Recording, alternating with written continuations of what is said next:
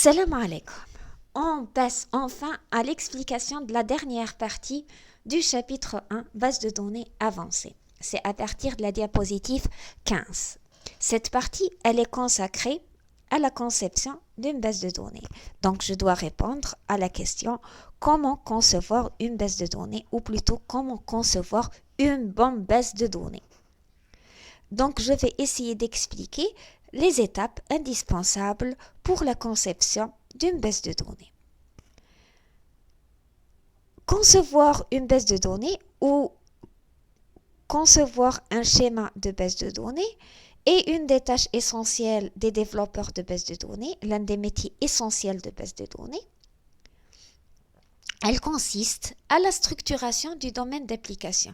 Donc, je vais choisir les données que je vais stocker dans ma base de données. Les données du monde réel, je vais les décrire, les représenter sous forme de types et de tables. Ces tables doivent être impérativement accompagnées d'un certain nombre de contraintes pour garder le sens de ces informations, le lien entre les différentes données. Donc, je dois noter aussi, représenter aussi les règles de gestion et les contraintes d'intégrité fonctionnelle. Cette représentation doit être impérativement juste pour éviter toutes les erreurs sémantiques. Les données que je stocke sur ma base de données doivent impérativement répondre correctement à mes requêtes. Cette représentation ou le schéma de la base de données doit être complet. Donc, toute information dont j'ai besoin pour mon application et pour mon système d'information doit être stockée dans la base de données. Elle doit être aussi évolutive. Donc, si mon système évolue, mon application évolue dans le temps, la base de données ne doit pas être un obstacle. Elle aussi, elle doit pouvoir évoluer dans le temps. Pour ce faire, je dois passer par un certain nombre d'étapes, donc une démarche. La démarche de conception traditionnelle est une démarche descendante. Je commence par la description du problème de l'utilisateur, des besoins de l'utilisateur. Je passe par un certain nombre d'abstractions successives qui m'amènent à la réalisation et la mise en œuvre d'une base de données sur un SGBD réel. Ces abstractions, ces niveaux d'abstraction sont le niveau conceptuel, le niveau logique et le niveau physique. Donc, je passe par la problématique. Je dois rédiger un certain nombre de spécifications qui décrivent le monde réel pour établir mon cahier de charges qui va me permettre de réaliser un schéma conceptuel suivant un modèle conceptuel complètement indépendant du système de gestion de base de données. En cette étape, je n'ai pas besoin de choisir mon SGBD ni de penser au côté technique lié à la représentation physique de mes données. Le modèle conceptuel établi, je peux faire sa traduction en un modèle logique après avoir choisi la famille d'SGBD que je vais utiliser. Par exemple, le relationnel objet ou l'objet. J'établis un schéma logique. Ce schéma logique peut être traduit en un schéma physique après sa normalisation, après l'affinement de ce schéma. Donc, je passe par un certain nombre d'abstractions et un certain nombre d'étapes. On peut dire qu'on va passer par 5 grandes étapes. Ces 5 étapes sont premièrement la perception du monde réel et capture des besoins, donc les spécifications, l'établissement de spécifications permettant d'élaborer un schéma conceptuel plus proche de la compréhension du concepteur de base de données, qui va être lui-même la source de la conception d'un schéma logique. Ce schéma logique doit être vérifié et validé. Donc, on va passer à l'affinement du schéma logique, puis l'élaboration du schéma physique qui va me permettre de réaliser ma base de données et de la mettre en œuvre. On va commencer par la première étape, qui est la perception du monde réel et capture des besoins. Elle permet d'étudier le problème des utilisateurs et de définir les spécifications. Je dois comprendre les besoins des utilisateurs. Cela se fait par la mise en place d'entretiens, d'analyse du flux d'informations, des informations qui entrent et qui sortent dans mon système, et du processus métier, donc du fonctionnement de mon système. La difficulté de cette étape, c'est la compréhension d'un problème dans sa globalité. Donc, je dois découper en sous-problèmes. C'est la réalisation des études de cas partiels qui va me permettre de réaliser un certain nombre de schémas externes, les vues externes, qui vont être intégrés dans l'étape suivante. Les vues ou les schémas externes vont être représentés sous un format, donc un modèle de données. On passe maintenant à la deuxième étape, qui est l'étape qui concerne réellement les concepteurs de base de données, qui est la réalisation et la mise en œuvre d'un schéma conceptuel qui est les résultats, qui va utiliser les résultats de la première étape. Pour concevoir et modéliser une base de données, il est impératif de choisir une méthode, un modèle et un formalisme. Donc, je dois utiliser un modèle de données pour pouvoir réellement exprimer et formaliser mes données. Les deux grandes familles de modèles utilisées actuellement, c'est le modèle entité-association ou entité-relation, qu'il soit simple ou étendu, ou le modèle objet sous le formalisme UML. Plusieurs outils peuvent être utilisés: Power MC, Power Designer, WinDev, Oracle Designer, Rationnel Rose. Maintenant, comment on peut choisir entre ces différents modèles et les différents formalismes? Chacun de ces formalismes a une certaine orientation et un certain résultat. Le modèle entité-association ou entité-relation va représenter le résultat de la première étape, les spécifications que j'ai précisées lors de capture des besoins, sous forme d'un diagramme entité-association. Alors que si j'utilise le formalisme UML, ces mêmes spécifications vont me permettre de représenter mes données sous forme de classe. Ce formalisme est complètement indépendant du schéma physique, donc du choix de l'SGBD, mais il me permet d'avoir une vision plus claire des données que je vais intégrer. C'est un format, ce qu'on appelle semi-formel. Comment choisir maintenant entre les deux formalismes?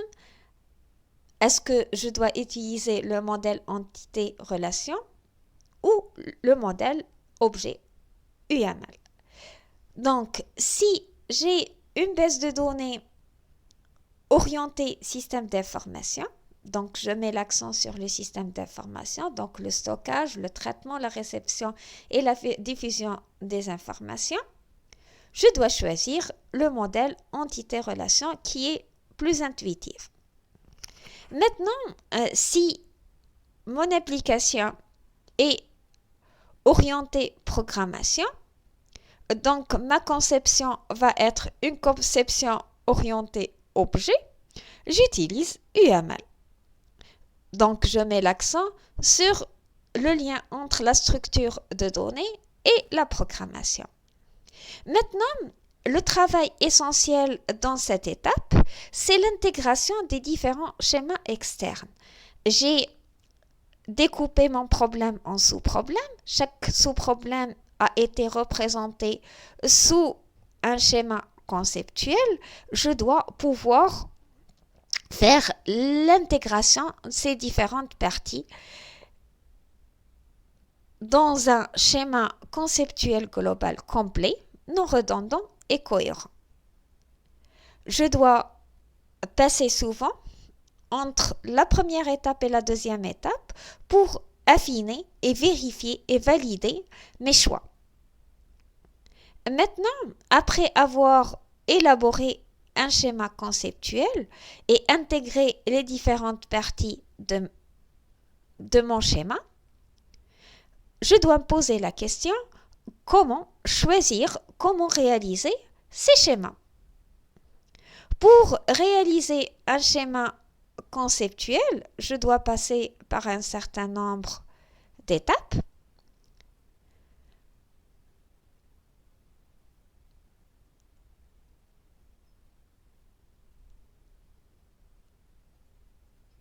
La première étape, c'est l'identification des entités ou classes.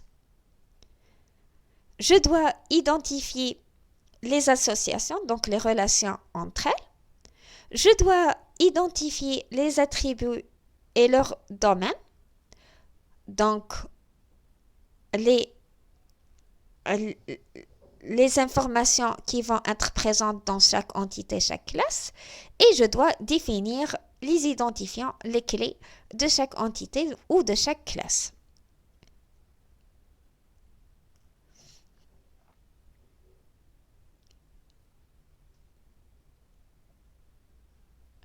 Maintenant, on passe à la troisième étape. Après l'élaboration d'un schéma conceptuel, je peux passer facilement vers un schéma logique si j'ai pu choisir les familles d'SGBD que je vais utiliser. Donc, si j'ai un SGBD relationnel, je dois faire un passage vers des tables. Si je choisis un schéma, un modèle d'SGBD relationnel objet, je dois générer les types réutilisables, la notion d'objet, et faire le passage vers les tables. Et si je choisis un SGBD objet, je dois générer les classes et les associations. Cette étape, il faut noter que cette étape peut être complètement automatisée. C'est le résultat de règles de passage. Ces règles de passage, vous pouvez les trouver dans le document intitulé Modèle relationnel présent sur OneDrive. Vous pouvez trouver les règles de passage correspondant au modèle entité-association relationnelle ou le passage du modèle entité-association vers l'objet. Maintenant, le schéma logique établi, je dois vérifier est-ce que c'est un bon schéma.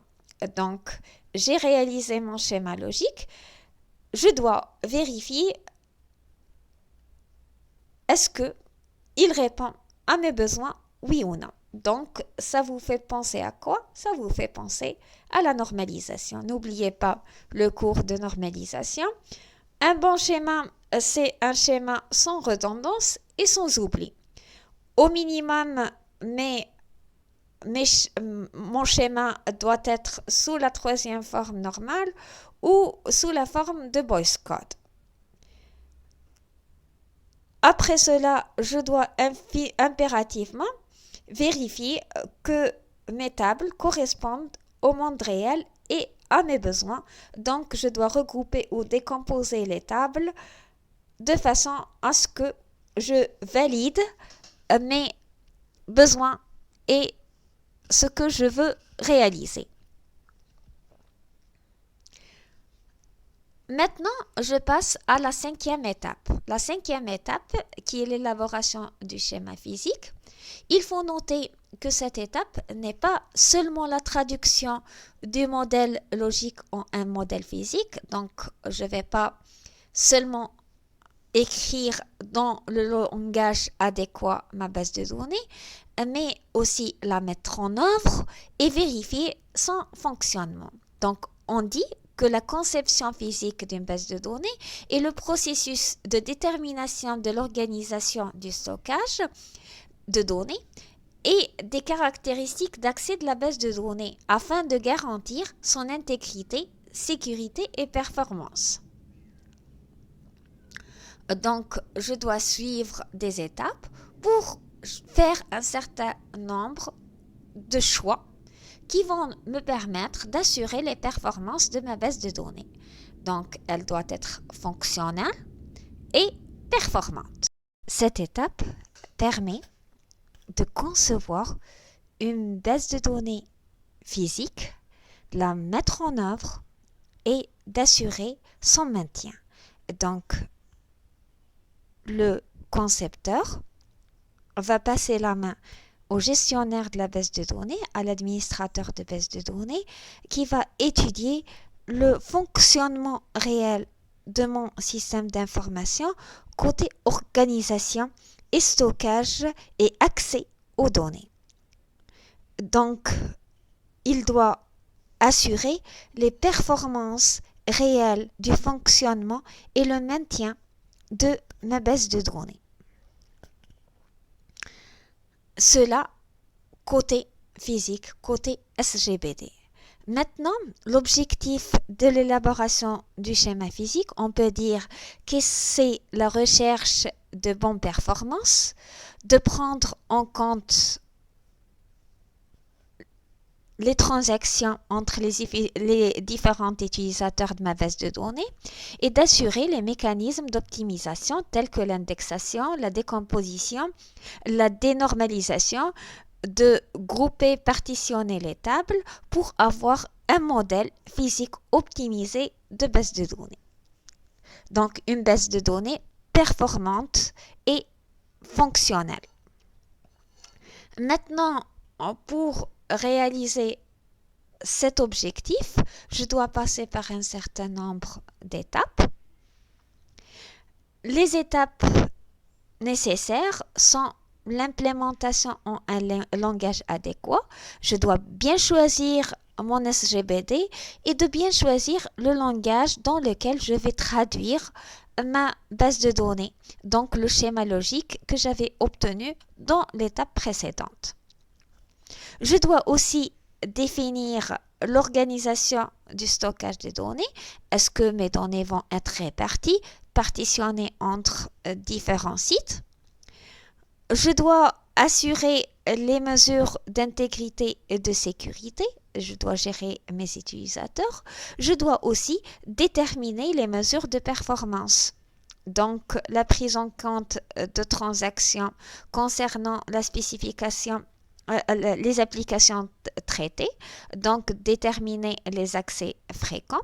Je dois aussi choisir les bonnes structures physiques, donc les groupements, les partitionnements des tables, les index, etc., qui est indispensable pour assurer l'optimisation de ma base de données.